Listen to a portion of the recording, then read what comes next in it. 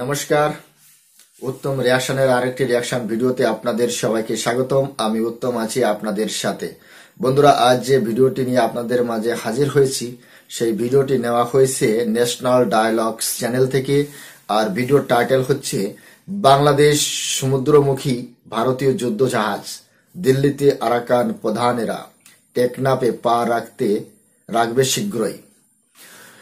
এই তরুণ বাবু, আপনি যেসব ভিডিও নিয়ে আসেন, কি করতে চাইছেন আপনি বলুন তো? কি করতে চাইছেন? এইভাবে বারবার বারবার বাংলাদেশিদের ভয় দেখান কেন? একটু আরামে একটু আরামে একটু আরামে। আপনি তো দেখছি বাংলাদেশিদের ঘুমই হারাম করে দিয়েছেন। কি করছেন কি আপনি? বারবার এই ধরনের একটা টাইটেল দিচ্ছেন। ওরা তো একদম এই ভিডিওগুলো টাইটেল দেখেই তো ভয় পেয়ে যাবে। আপনারা যে সমস্ত কাজ করছেন, না না না, এটা কিন্তু একদমই ঠিক হচ্ছে না। এই বাংলাদেশিদের এইভাবে ভয় দেখাবেন না। তার কারণ ওরা কিন্তু ভীষণ একটা সাহসী। 10 মিনিটের ভিতর ভারত দখল করে নিতে পারে, আবার 4 দিনের ভিতর ত্রিপুরা, আসাম, কলকাতা দখল করে ফেলেছে। কিন্তু আপনি তারপরেও এখন তো বাংলাদেশের ভিতর আপনি, আর সে বাংলাদেশের ভিতর বসে বসে আপনি এই ধরনের একটা ভিডিও তৈরি করছেন। আপনার উপর আক্রমণ হতে পারে, একটু সাবধানে থাকবেন, বুঝছেন? একটু সাবধানে থাকবেন। তার কারণ আপনি যে সমস্ত ভিডিও তৈরি করছেন না তরুণ বাবু, আসলে সত্যি কথা, এই বাংলাদেশিরা কিন্তু খেপে যাবে, কিন্তু ওদের কিন্তু ঠেকানো যাবে না। তা এই জন্য বলছি, একটু এইরকম ভিডিও তৈরি করবেন না। তার কারণ ওরা ভীষণ কিন্তু ভয় পাচ্ছে, ভীষণ ভয় পাচ্ছে। এই যুদ্ধ জাহাজ, ওদের তো একটাও যুদ্ধ জাহাজ নেই, এয়ারক্রাফট একটাও তো নেই। হ্যাঁ, ওদের নেই। ওরা এমনিতেই আরাকান আর্মির উপর ভয়ে আছে। তারপরে আপনি বারবার সেই বাংলাদেশে বসে বসে এই ধরনের ভিডিও তৈরি করছেন। 4 দিনের ভিতর কলকাতা দখল করে নিয়েছে, আর সেখানে বসে বসে আপনি এই ধরনের ভিডিও তৈরি করছেন। এটা কি ঠিক হচ্ছে তরুণ বাবু? আপনি বলুন তো। দোস্ত, তরুণ বাবুর ভিডিও নিয়ে আবার চলে এসেছি। আর আজকের ভিডিও ভীষণ একটা ইন্টারেস্টিং ভিডিও হতে চলেছে। আশা করি আপনারা সবাই ভিডিওটি সম্পূর্ণ দেখবেন, আমার পাশে থাকবেন। চ্যানেলে নতুন হলে চ্যানেলটি সাবস্ক্রাইব করে বেল আইকন অন করে অল করে রাখবেন পরবর্তী ভিডিও নোটিফিকেশন পাওয়ার জন্য। অলরেডি যেসব বন্ধুরা চ্যানেলটি সাবস্ক্রাইব করে আমার ইউটিউব পরিবারের সদস্য হয়েছেন, তাদের প্রতি রইল অসংখ্য ধন্যবাদ। ভিডিওটা ভালো লাগলে একটা লাইক করবেন, শেয়ার করে আপনার বন্ধুদের দেখার সুযোগ করে দিতে পারেন। কমেন্ট সেকশন লিখে অবশ্যই জানাতে পারেন আপনারা কোন ধরনের ভিডিওতে রিয়াকশন চান। আমি চেষ্টা করবো সেই সব ভিডিও নিয়ে আসার জন্য। তাহলে চলুন বন্ধুরা, সময় নষ্ট না করে প্রথমে ভিডিওটা দেখি। ভিডিওর শেষে অবভিয়াসলি আমার ব্যাখ্যা থাকবে, আর হ্যাঁ, অরিজিনাল ভিডিওর লিংক আমার ডিসক্রিপশনে মেনশন করা থাকবে। আপনারা চাইলে চ্যানেলটি ভিজিট করতে পারেন, চ্যানেলের ভিডিওগুলো অবশ্যই দেখতে পারেন।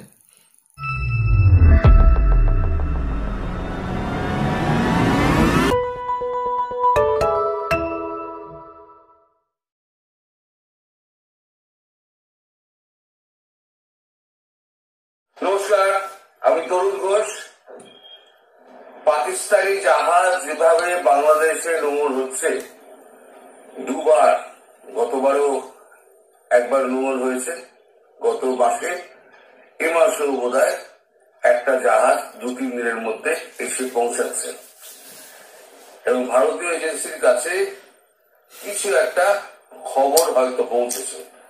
কারণ এখন শুধু নয়, এখন 4টে দেশের গোয়েন্দা সংস্থা একসঙ্গে কাজ করছে এই মায়ানমার ভারত প্রসঙ্গ নিয়ে।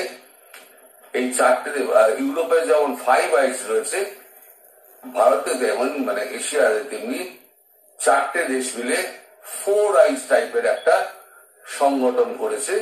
সেটা হচ্ছে আনঅফিসিয়ালি, এখনো অফিসিয়ালি হয়নি।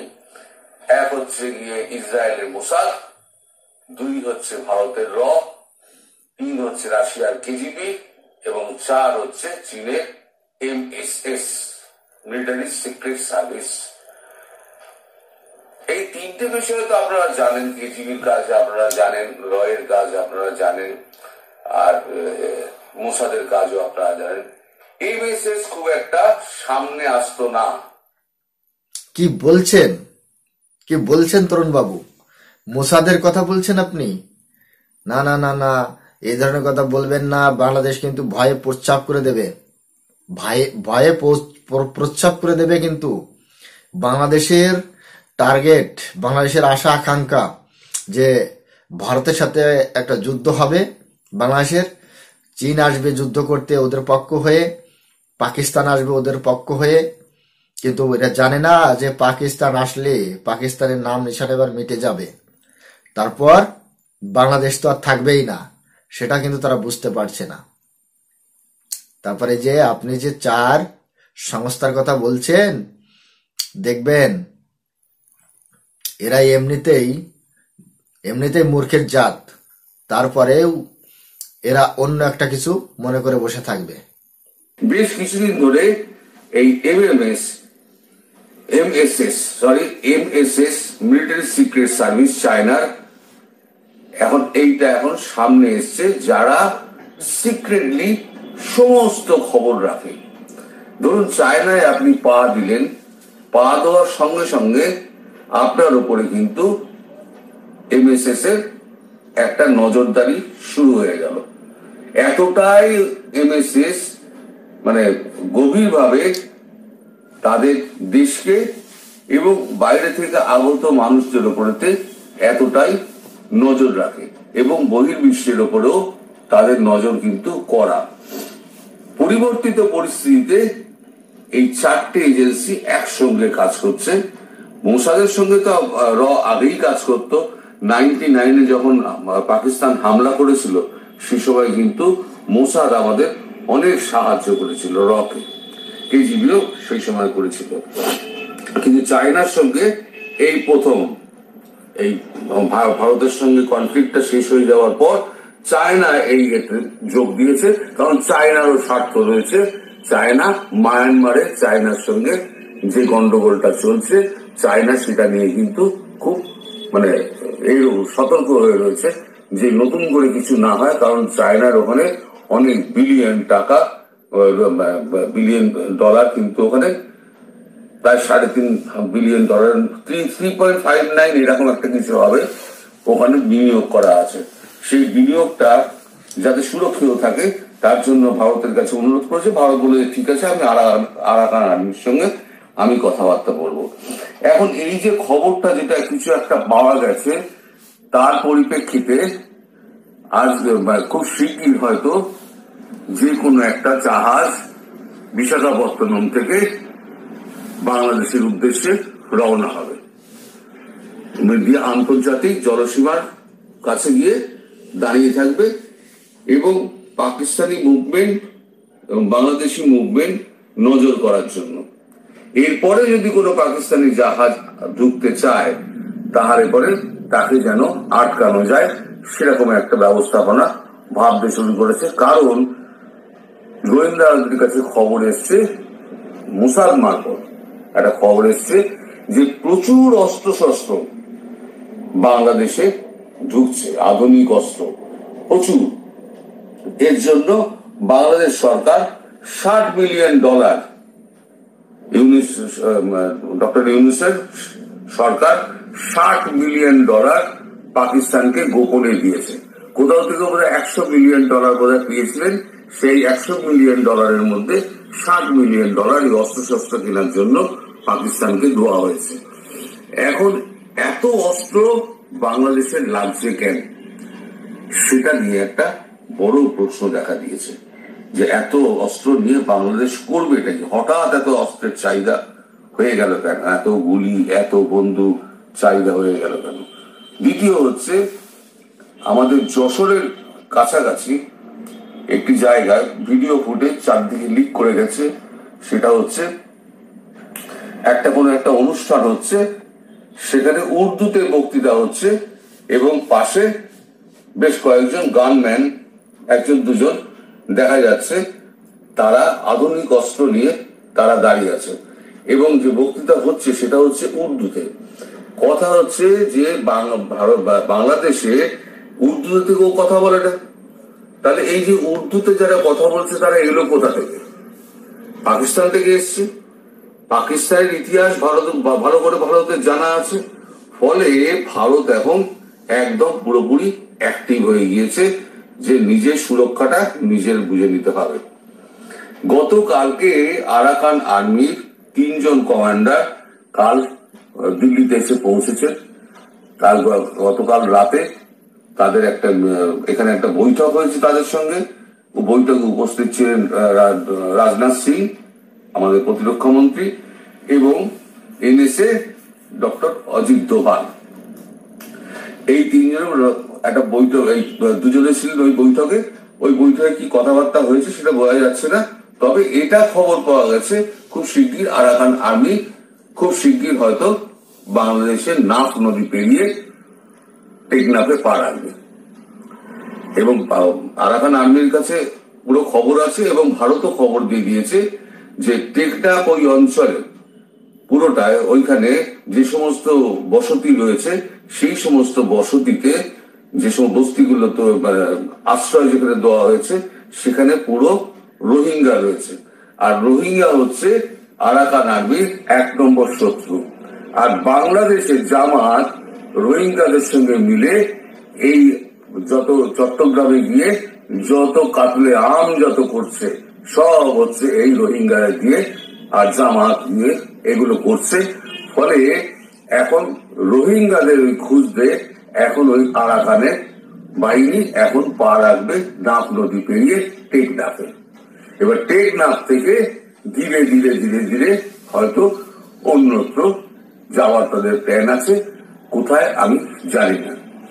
তবে এই কথা খুব একটা অস্বীকার করা যায় না যে আরাকান আর্মি একটা হচ্ছে বিদ্রোহী সংগঠন। এই বিদ্রোহী সংগঠনের ওপরে কিন্তু কারোর কোন রকম নিয়ন্ত্রণ নেই। সারা দেশে বিদ্রোহী সংগঠন রয়েছে, এমনকি রাশিয়ার মধ্যেও রয়েছে, আমেরিকাতেও রয়েছে, ইউরোপেও রয়েছে বিদ্রোহী সংগঠন। এই বিদ্রোহী সংগঠনকে কারা ঠিক করবে? এতে তো কোনো অফিসিয়ালি নেই। তাই বিদ্রোহী সংগঠনকে আটকানো খুব মুশকিল। এবং আরাকান আর্মি যদি চায়, সেক্ষেত্রে খুঁজতে খুঁজতে তারা কিন্তু অনেক দূর এগোতে পারে। শুধু টেকনাফ চট্টগ্রাম নয়, এগিয়ে আরো কিছু অঞ্চলে কিন্তু ডাইনে বাঁয়ে 2টো জেলা আছে। 2টো জেলা আপনারা বুঝতেই পারছেন, 2টো জেলার দিকে কিন্তু তারা ভাগ হয়ে আক্রমণ করতে পারে খোঁজার জন্য। এবার খুঁজতে খুঁজতে যদি ভেতরে ঢুকে গিয়ে তারপরে দখল করে নিল সেটা আলাদা কথা, সেটা এখন আমাদের হাতে কিছু নেই, আমরা জানি না। তবে আরাকান আর্মির সঙ্গে গতকালকে কথা হয়ে গিয়েছে এবং আরাকান আর্মি ফিরে গিয়ে তারা তাদের মতো ব্যবস্থা নেবে। এখন কথা হচ্ছে যে বাংলাদেশ কি সত্যি সত্যি যুদ্ধ চায়?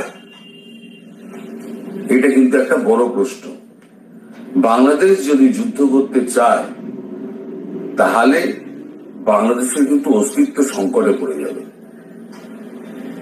বাংলাদেশ আর একটা কিন্তু ধ্বংসস্তূপে পরিণত হবে। এই যারা এই সমস্ত করছে তারা কিন্তু পার পাবে না, আর সাধারণ মানুষ যারা আছেন তারা কিন্তু দুঃখে কষ্টে দুর্ভিক্ষে দারিদ্রে তারা কিন্তু মন্বন্তরের দিকে যাবেন, এ তো নিশ্চিত। কারণ এর পরে আমার মনে হয় না ভারত আর কোনো খাবার দাবার পাঠাবে। আমি সকালবেলা একটা পোস্ট করেছি বলতে আমি একটা ভিডিও আপলোড করেছি, সেখানে আমি উল্লেখ করেছি দেখি রয়টার্স এর খবর দিয়ে যে পাকিস্তানকে আবার স্যাংশন লাগিয়েছে আমেরিকা। গতকালকে সেই খবরটা রাত্রিবেলা রয়টার্স ব্রেক করেছে। সেই রয়টার্স এর খবর থেকে আমি সকালবেলা তৈরি করি এই খবরটা আমি করে দিয়েছি যে মিসাইল প্রোগ্রাম যেটা লঞ্চ করেছে পাকিস্তান, এই মিসাইল প্রোগ্রাম লঞ্চ করাতে আমেরিকা খুব খেপে গেছে। আর দ্বিতীয় হচ্ছে যে এই যে পরমাণু অস্ত্র আর মিসাইল কেনা নিয়ে নেওয়া নিয়ে এই যে বাংলাদেশ হুঙ্কার ছাড়ছে না, সেই হুঙ্কারটা মোদিজি বাইডেনের কানে পৌঁছে দিয়েছেন এবং ট্রাম্পের সঙ্গেও কথা হয়েছে এবং তারপরই তড়িঘড়ি এই স্যাংশনটা লাগানো হলো, যদিও এটাকে একেবারে দুঃখজনক বলে জানিয়েছে পাকিস্তান। যে ভারত তো এখানে পাশে রাষ্ট্র, ভারত তো লম্বা লম্বা মিসাইল চাচ্ছে, 8,000 কিলোমিটার, 6,000 কিলোমিটার, 5,000 কিলোমিটার এই সমস্ত সুপারসনিক মিসাইল ছাড়ছে, তখন তো আপনারা কিছু বলেননি। এ প্রসঙ্গে ম্যাথু মিলার একটা কথাও বলেননি। ম্যাথু মিলার শুধু বলে দিয়েছেন যে এখন থেকে কড়া স্যাংশন চাপানো হলো পাকিস্তানের উপরে। পাকিস্তান কোন রকম মিসাইল নিয়ে কাজ করতে পারবে না, পরমাণু নিয়ে কাজ করতে পারবে না এবং কোথাও সরবরাহ করতে পারবে না। সকালবেলা যারা আমার এটা দেখেননি ভিডিওটা, তারা দেখে নিলে ওখানে রয়টার্সের পূর্ণাঙ্গ রিপোর্ট সহ আমি ভিডিওটা করে দিয়েছি। ভিডিওতে দয়া করে সার্চ করে একবার দেখে নেবেন যারা সময় পাননি। এই অনুরোধ আমার রইল। দ্বিতীয় হচ্ছে পাকিস্তানকে তো ভারত তো ইতিহাস পাকিস্তানের তো খুব খারাপ। তা পাকিস্তানের উস্কানিতে এখন ডক্টর ইউনূসের বাংলাদেশ যদি এই জিনিসটা করে, তাহলে কতিপয় মানুষের জন্য সারা বাংলাদেশের মানুষের যে কি কঠিন হাল হবে সেটাই হচ্ছে কিন্তু মহা মুশকিলের ব্যাপার। এবার আরাকান আর্মি যদি একবার ঢুকে যায় নাফ নদী পেরিয়ে টেকনাফে যদি পা রাখে, তখন এই আপনাদের বাংলাদেশি যারা সেনাবাহিনী আছে তারা কতটা ওই দুর্ধর্ষ বাহিনীর সামনে দাঁড়াতে পারবে সে নিয়ে কিন্তু যথেষ্ট সন্দেহ আছে। কারণ এদের হাতেও কিন্তু অত্যাধুনিক প্রচুর অস্ত্রশস্ত্র রয়েছে এবং আরাকান বাহিনীর সৈন্য কত, সঠিক সংখ্যা কত, সেটা কিন্তু কেউ জানে না, আর ওরা প্রকাশও করে না। আরাকান আর্মি শুধু এটুকু বলেছে যে আমরা যে অঞ্চলটা অধিকার করেছি সেই অঞ্চলে আমরা 20-30 হাজার ফোর্স রেখে বাকিটা নিয়ে আমরা কিন্তু ওই দিকে যাব এবং লড়াইটা করতে করতে আমরা চট্টগ্রামের দিকে যাব। আর একটা দল ভিন্ন মুখে তারা রোহিঙ্গাদের খুঁজতে বেরোবে। আশেপাশের সমস্ত জেলাগুলোতে রোহিঙ্গা পেলে আমরা ধরে নিয়ে যাব, তাদের ওখানে আমাদের দেশে গিয়ে তাদের যা ব্যবস্থা করার আমরা সেখানে করব। এখানে আমরা কোন রকম রক্ত চড়াবো না, এটুকু আমরা কথা দিতে পারি। কারণ ভারত অনুরোধ করেছে যে বাংলাদেশের মাটিতে কোন রক্ত যাতে না ঝরে সেই ব্যবস্থা একটু দেখবেন। এইটা এখন কতদূর কি হয় সেটা বলা যাচ্ছে না। তবে আমি বরাবর বলছিলাম না, আরাকান আর্মি নাফ নদী পেরোয়নি, নাফ নদী কিন্তু এবার পেরোবে। হয়তো সামনের সপ্তাহে হয়তো দেখবেন হঠাৎ রাত্রিবেলা নাফ নদী পেরিয়ে টেকনাফ ধরে ফেলেছে, টেকনাফ ধরে এবার এগুলো শুরু করবে। তখন আপনাদের যে সেনাবাহিনী আছে তারা কতটা সক্ষম এইবার তার পরিচয় পাওয়া যাবে। কারণ কখনো তো যুদ্ধ করেনি, এবার সত্যিকারের যুদ্ধটা কি সেটা যখন পরিচয় পাবে না, তখন কিন্তু আসল চেহারা বাহিনীর বেরিয়ে যাবে। আদৌ তারা লড়তে সক্ষম কি লড়তে সক্ষম নয়। শান্তি বাহিনীতে কাজ করা এক জিনিস, আর যুদ্ধক্ষেত্রে লড়াই করা কিন্তু আর এক জিনিস। সেটা হচ্ছে একটা কঠিন বাস্তব। সেটা যাই হোক, যখন দেখবে পাশের সহকর্মীর লাশ টপাটপ ডাইনামায় পড়ে যাচ্ছে, তখন কতটা নার্ভ শক্ত থাকে সেটাই হচ্ছে দেখার, যে পিঠটান দেবো নাকি সামনে দাঁড়িয়ে আমি গুলির বুকে বন্দুকের সামনে আমি লড়াই করে যাব। সেই নার্ভ টেস্টটা এবার বাংলাদেশ আর্মির হবে। দেখা যাক এবার কোথায় গিয়ে ব্যাপারটা দাঁড়ায়। আপনারা সবাই ভালো থাকবেন, সুস্থ থাকবেন এবং সাবধানে থাকবেন। নমস্কার। না, আর পারি না, এই তরুণ বাবুকে নিয়ে আর পারি না। এই ঘরের খবর এই বাইরে যে বলে দিচ্ছেন, এটা কি ঠিক হচ্ছে? আরে আর আপনি তো দেখছি বাংলাদেশিদের সমস্যার ভিতরে ফেলে দিচ্ছেন। ওরা এমনিতেই 72 নূরের কাছে যাওয়ার জন্য প্রস্তুত। আপনি তো অতি সহজে ওদেরকে 72 নূরের কাছে পৌঁছে দেবেন না। আপনাকে নিয়ে একদম পারা যায় না। আপনি যে সমস্ত ভিডিও তৈরি করেন, এতে বাংলাদেশিদের মনের অবস্থা কি হতে পারে? তারা হচ্ছে জিহাদি জাত, তারা মরার জন্য প্রস্তুত। তারা 4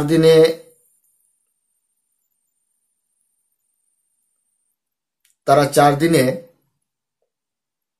ত্রিপুরা, আসাম, কলকাতা দখল করে নিয়েছে। আবার 10 মিনিটে ভারত দখল করবে। আর তাদের জনগণ, তাদের আর্মি বিশাল শক্তিশালী। তাদের প্রত্যেক মানুষের সাথে, পুরুষ মানুষের সাথে ভাত ও নূর রয়েছে, তাদের শক্তি অন্যরকম। আপনি এরকম ভিডিও তৈরি করে করে শুধু শুধু বাংলাদেশিদের ভয় দেখান, আসলে এটা কিন্তু ঠিক হচ্ছে না। আপনি কিন্তু একদমই কিন্তু এই কাজগুলো ঠিক করছেন না, বুঝছেন?